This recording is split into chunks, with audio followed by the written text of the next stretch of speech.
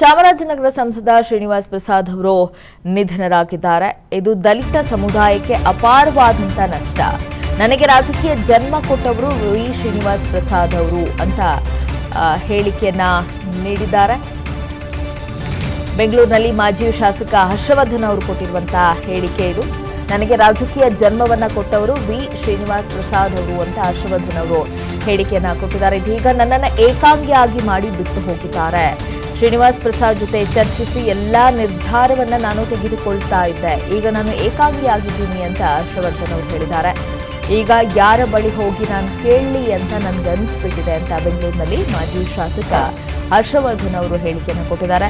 ಆ ಮೂಲಕ ಅವರ ಜೊತೆಗೆ ಯಾವ ರೀತಿ ಒಡನಾಟ ಇತ್ತು ಅನ್ನೋದನ್ನ ಈ ಸಂದರ್ಭದಲ್ಲಿ ಅವರು ಸ್ಮರಿಸಿಕೊಂಡಿದ್ದಾರೆ.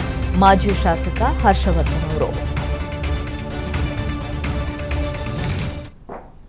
ಹೃದಯಾಘಾತದಿಂದ ಶ್ರೀನಿವಾಸ್ ಪ್ರಸಾದ್ ಅವರು ನಿಧನರಾಗಿದ್ದಾರೆ. ಜೊತೆಗೆ ಅವರ ಜೊತೆಗೆ ಒಡನಾಟವನ್ನು ಮಾಡಿಕೊಂಡಿರುವಂತಹ ಸಾಕಷ್ಟು ಜನ ರಾಜಕೀಯ ಗಣ್ಯರು ಈಗ ಅವರ ಜೊತೆಗಿನ ಒಂದು ಒಡನಾಟದ ಬಗ್ಗೆ ಮೆಲುಕು ಹಾಕ್ತಾ ಇದ್ದಾರೆ. ಹಾಗೆ ಬೆಂಗಳೂರಿನಲ್ಲಿ ಮಾಜಿ ಶಾಸಕ ಹರ್ಷವರ್ಧನ್ ಅವರು ಕೂಡ ಹೇಳಿಕೆಯನ್ನು ಕೊಟ್ಟಿದ್ದಾರೆ. ನಾನು ಯಾವುದೇ ತೀರ್ಮಾನವನ್ನು ರಾಜಕೀಯವಾಗಿ ಏನೇ ತೀರ್ಮಾನವನ್ನು ಇದ್ರೂ ಕೂಡ ಅವರ ಜೊತೆಗೆ ನಾನು ಚರ್ಚಿಸಿ ತೆಗೆದುಕೊಳ್ತಾ ಇದ್ದೆ. ಈಗ ನಾನು ಯಾರ ಬಳಿ ಹೋಗಿ ಕೇಳಲಿ ಅಂತ ಅನಿಸ್ಬಿಟ್ಟಿದೆ ಅಂತ ಹೇಳಿಕೆಯನ್ನು ನೀಡಿದ್ದಾರೆ. ಒಂದು ಕಡೆ ಅವರ ಪುತ್ರಿ ಪ್ರತಿಮಾ ಅವರು ಕೂಡ ಮಾಹಿತಿಯನ್ನು ನೀಡಿದ್ದಾರೆ. ನಾವು ಮೈಸೂರಿಗೆ ತೆಗೆದುಕೊಂಡು ಹೋಗ್ತೀವಿ, ಅಲ್ಲಿ ಯಾವ ರೀತಿಯ ವ್ಯವಸ್ಥೆಯನ್ನು ಮಾಡಬೇಕು ಅನ್ನೋದನ್ನು ಕೂಡ ತೀರ್ಮಾನವನ್ನು ಮಾಡಿದ್ದೀವಿ. ಜೊತೆಗೆ ಸಾರ್ವಜನಿಕ ಸ್ಥಳದಲ್ಲಿ ಇಟ್ಟು ಪಾರ್ಥಿವ ಶರೀರವನ್ನು ಅಂತಿಮ ದರ್ಶನವನ್ನು ಪಡೆದುಕೊಳ್ಳುವುದಕ್ಕೆ ಸಾರ್ವಜನಿಕರಿಗೂ ಕೂಡ ಅವಕಾಶವನ್ನು ಮಾಡಿಕೊಡ್ತೀವಿ ಅನ್ನುವಂಥ ಒಂದು ಹೇಳಿಕೆಯನ್ನು ಕೊಟ್ಟಿದ್ದಾರೆ.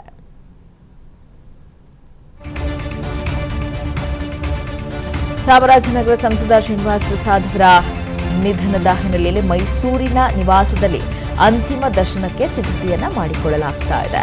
ಮೈಸೂರಿನ ಜಯಲಕ್ಷ್ಮೀಪುರಂ ನಿವಾಸದ ಬಳಿ ಭದ್ರತೆಯನ್ನು ಕೂಡ ಒದಗಿಸಲಾಗಿದೆ. ಸಂಸದರ ಮನೆ ಭೀಮಸದನದಲ್ಲಿ ಅಂತಿಮ ದರ್ಶನಕ್ಕೆ ವ್ಯವಸ್ಥೆಯನ್ನ ಮಾಡಿಕೊಳ್ಳಲಾಗಿದೆ. ಬೆಳಗ್ಗೆ 8ರಿಂದ 11:30ರವರೆಗೆ ಮನೆಯಲ್ಲೇ ಅಂತಿಮ ದರ್ಶನವನ್ನ ಮಾಡಲಾಗುತ್ತೆ. ಬಳಿಕ ವಸ್ತು ಪ್ರದರ್ಶನ ಆವರಣದಲ್ಲಿ ಅಂತಿಮ ದರ್ಶನಕ್ಕೆ ವ್ಯವಸ್ಥೆಯನ್ನು ಕೂಡ ಮಾಡಲಾಗುತ್ತೆ. ಅಂದರೆ ಮನೆಯಲ್ಲಿ 8ರಿಂದ 11:30ರ ತನಕ ಅಂತಿಮ ದರ್ಶನವನ್ನು ಪಡೆದುಕೊಳ್ಳಬಹುದು. ಅದಾದ ನಂತರ ಮೈಸೂರಿನ ವಸ್ತು ಪ್ರದರ್ಶನ ಆವರಣದಲ್ಲಿ ಸಾರ್ವಜನಿಕರ ಅಂತಿಮ ದರ್ಶನಕ್ಕೆ ಕೂಡ ವ್ಯವಸ್ಥೆಯನ್ನು ಮಾಡಿಕೊಳ್ಳಲಾಗಿದೆ. ಬೆಳಿಗ್ಗೆ 11:30ರ ಬಳಿಕ ಅಂತಿಮ ದರ್ಶನಕ್ಕೆ ವ್ಯವಸ್ಥೆಯನ್ನ ಮಾಡಿಕೊಳ್ಳಲಾಗಿದೆ ಅನ್ನುವಂಥ ಮಾಹಿತಿಯನ್ನ ಅವರ ಕುಟುಂಬಸ್ಥರು ನೀಡಿದ್ದಾರೆ. ಸಂಸದರ ಮನೆ ಭೀಮಸದನದಲ್ಲಿ ಅಂತಿಮ ದರ್ಶನಕ್ಕೆ ಬೆಳಿಗ್ಗೆ 8 ಗಂಟೆಯಿಂದ 11:30ರ ತನಕ ಅವಕಾಶ ಇರುತ್ತೆ. ಅದಾದ ನಂತರ ವಸ್ತು ಪ್ರದರ್ಶನ ಆವರಣದಲ್ಲಿ ಸಾರ್ವಜನಿಕರ ಅಂತಿಮ ದರ್ಶನಕ್ಕೆ ಕೂಡ ವ್ಯವಸ್ಥೆಯನ್ನ ಮಾಡಿಕೊಳ್ಳಲಾಗಿದೆ. SSLC ಆದ್ಮೇಲೆ ರಾಜುಗೆ ಕಾಡ್ತಾ ಇರೋ ಒಂದೇ ಪ್ರಶ್ನೆ, ರಾಜು ಮುಂದೆ ಏನಪ್ಪ? ಮೊದಲು ಇಂಜಿನಿಯರಿಂಗ್ ಮಾಡ, ಬೇಗ ಡಾಕ್ಟರ್ ಆಗಿ ನನ್ ವಾಸಿ ಮಾಡಪ್ಪ. ಲೈಫ್ ನ ಇಂಪಾರ್ಟೆಂಟ್ ಡಿಸಿಷನ್ಸ್ ನ ರಾಜು ತರ ತಗೊಳ್ಬೇಡಿ. ನಿಮ್ಮ ಭವಿಷ್ಯ ರೂಪಿಸುವ ಹಾದಿಯಲ್ಲಿ ನಾವು ಜೊತೆಗಿರ್ತೀವಿ. Parishrama PU college, it matters where you start. ಅಲ್ಲಿ 11:30ಕ್ಕೆ ಪಾರ್ಥಿವ ಶರೀರವನ್ನು ತೆಗೆದುಕೊಂಡು ಹೋಗಲಾಗುತ್ತೆ. ಅಲ್ಲಿ ಸಾರ್ವಜನಿಕರು ಬಂದು ಅಂತಿಮ ದರ್ಶನ ಪಡೆದುಕೊಳ್ಳಬಹುದಾಗಿದೆ. ಮೈಸೂರಿನ ನಿವಾಸದಲ್ಲಿ ಅಂತಿಮ ದರ್ಶನಕ್ಕೆ ಸಿದ್ಧತೆಯನ್ನು ಕೂಡ ಮಾಡಿಕೊಳ್ಳಲಾಗ್ತಾ ಇದೆ. ಅದಾದ ನಂತರ ಮೈಸೂರಿನ ವಸ್ತು ಪ್ರದರ್ಶನ ಆವರಣದಲ್ಲಿ 11:30ರ ನಂತರ ಸಾರ್ವಜನಿಕರ ಅಂತಿಮ ದರ್ಶನಕ್ಕೆ ವ್ಯವಸ್ಥೆಯನ್ನು ಮಾಡಿಕೊಳ್ಳಲಾಗಿದೆ. ಸಾಕಷ್ಟು ಸಂಖ್ಯೆಯಲ್ಲಿ ಅವರ ಅಭಿಮಾನಿಗಳು, ಹಿತೈಷಿಗಳು, ಸಾರ್ವಜನಿಕರು ಬಂದು ಹಿರಿಯ ಮುತ್ಸದ್ದಿಯ ಅಂತಿಮ ದರ್ಶನವನ್ನು ಪಡೆದುಕೊಳ್ಳಲಿದ್ದಾರೆ. ಹಿರಿಯ ನಾಯಕ, ಚಾಮರಾಜನಗರ ಸಂಸದ ಹಾಗೂ ಕೇಂದ್ರದ ಮಾಜಿ ಸಚಿವರು ಕೂಡ ಆಗಿದ್ರು. ಈಗ ಅವರು ಹೃದಯಾಘಾತದಿಂದ ವಿಧಿವಶರಾಗಿದ್ದಾರೆ. ಅನುಕ್ಷಣದ ಸುದ್ದಿಗಳಿಗಾಗಿ ವಿಸ್ತಾರ ನ್ಯೂಸ್ ಯೂಟ್ಯೂಬ್ ಚಾನೆಲ್ ಸಬ್ಸ್ಕ್ರೈಬ್ ಮಾಡಿ.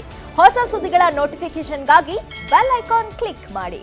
ಲೇಟೆಸ್ಟ್ ಅಪ್ಡೇಟ್ಸ್ಗಾಗಿ www.vistaranews.com ವೆಬ್ಸೈಟ್ಗೆ ವಿಸಿಟ್ ಮಾಡಿ. ಅಂಗೈಯಲ್ಲೇ ಜಗತ್ತಿನ ಸುದ್ದಿ ತಿಳಿಯಲು ವಿಸ್ತಾರ ನ್ಯೂಸ್ ಕನ್ನಡ ಆಪ್ ಡೌನ್ಲೋಡ್ ಮಾಡಿ.